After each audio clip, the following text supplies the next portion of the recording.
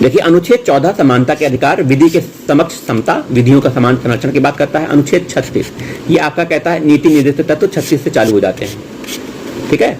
अनुच्छेद 74 आपका मंत्रिपरिषद के बारे में। अनुच्छेद 368 संविधान संशोधन की प्रक्रिया बताता है, ठीक है।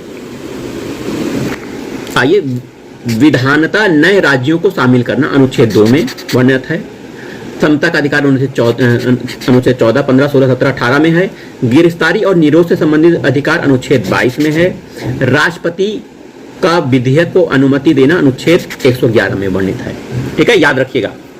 ये प्रश्न आईएएस परीक्षा, यूपी लोअर पीसीएस परीक्षा में कई बार पूछा गया है। अनुच्छेद देखिए 54, अनुच्छेद 54 भारत के राष्ट्रपति के निर्वाचन के बारे में बताता है। अनुच्छेद 75 प्रधानमंत्री के बारे में, प्रधानमंत्री और मंत्रिपरिषद की नियुक्ति के बारे में बताता है। अनुच्छेद 155 राज्यों के राज्यपाल की नियुक्ति के बारे में बताता है। अनुच्छेद 164 राज्य का मुख्यमंत्री मंत्रिपरिषद की नियुक्ति के बारे में बताता है। देखिए चारों अनुच्छेद बहुत इंपॉर्टेंट हैं। आइए देखिए यहाँ पर 323 एक प्रशासनिक अधिकरण के बारे में बताता है। अनुच्छेद 324 निर्वाचन आयोग के बारे में बताता है। 330 लोकसभा के लिए अनुसूचित जाति अनुसूचित जनजाति सदस्यों के आरक्षण के बारे में बताता है। अनुच्छेद 320 लोक सेवा आयोग के कार्य बताता है, ठीक है। मिलान हो गया, आगे देखते हैं। इसमें कौन सुमेलित नहीं है देखना है, सही सुमेलित है ये बताना है, सॉरी। तो इसमें सही सुमेलित है 352 आपात स्थिति के बारे में घोषणा करता है। अनुच्छेद 17 देखिए अस्पृश्यता का अंत कहता है, अनटचेबिलिटी भारत में खत्म होनी चाहिए।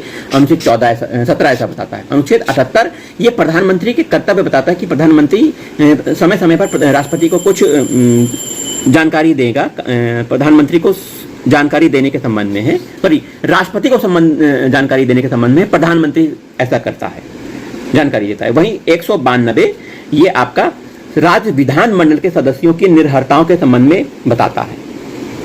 आइए अनुच्छेद संविधान का अनुच्छेद 215, संविधान का अनुच्छेद 215 उच्च न्यायालय के अभिलेख का अभिलेख न्यायालय होना ये बताता है। अनुच्छेद 215 उच्च न्यायालय का अभिलेख न्यायालय होना। अनुच्छेद 222 आपका किसी न्यायालय का एक उच्च न्यायालय से दूसरे उच्च न्यायालय में अंतरण, सॉरी किसी न्यायाधीश का, कहाँ गया ये देखिए, किसी न्यायाधीश का एक उच्च न्यायालय से दूसरे उच्च न्यायालय में अंतरण अनुच्छेद 222 बताता है। अनुच्छेद 226 यह कुछ रिट निकालने की उच्च न्यायालय की शक्ति बताता है। अनुच्छेद 227 सभी न्यायालयों का अधीक्षण की शक्ति बताता है, सभी न्यायालयों के अधीक्षण की शक्ति बताता है, ठीक है। आगे देखते हैं अगला प्रश्न। अनुच्छेद 76 भारत के महान्यायवादी के बारे में बताता है। देखिए तीसरा ऑप्शन भारत का न्यायवादी संविधान का अनुच्छेद 76 में वर्णित है। अनुच्छेद 148 सीएजी के बारे में बताता है। अनुच्छेद 75 एक ये केंद्रीय मंत्रियों की नियुक्ति, प्रधानमंत्री की नियुक्ति के बारे में बताता है। अनुच्छेद क्या बोलते हैं 131 आपका